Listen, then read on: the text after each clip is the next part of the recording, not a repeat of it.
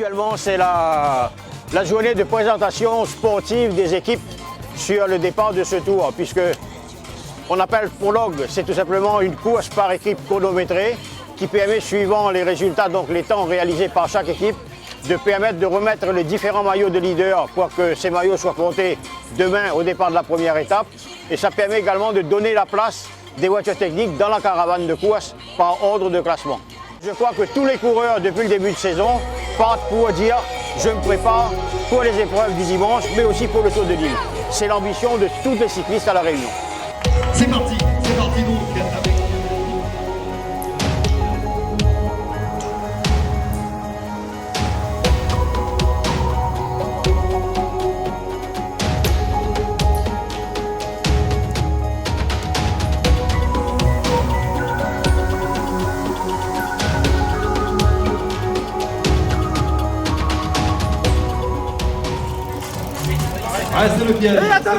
En fait, ils sont 5 coureurs par équipe et on est chronométré sur 3 coureurs. Donc le but c'est d'être homogène, qu'il y en a 2 qui se sacrifient un peu pour qu'après ils soient 3 sur la ligne d'arrivée. Il faut communiquer, il faut de l'entraînement en amont, il faut aussi que le coach il décide qui c'est qui démarre, qui c'est qui fait un gros relais, qui c'est qui finit. Et c'est de l'entraînement, tout simplement de la préparation. Donc là on voit qui est préparé et qui n'est pas préparé.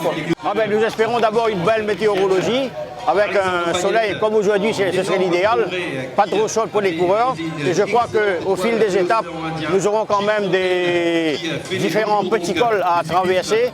Et nous avons essayé de tracer ce tour en 7 étapes avec des routes assez sinueuses qui permettraient aux coureurs de s'exprimer correctement, que ce soit en descente, que ce soit en plat ou que ce soit en montée. Je souhaiterais effectivement que ce tour apporte une bonne sportivité, de bonnes poignes dans la course, qu'elle soit saine surtout, pour que le dimanche 5 octobre, nous soyons en apothéose avec le circuit du port et le final.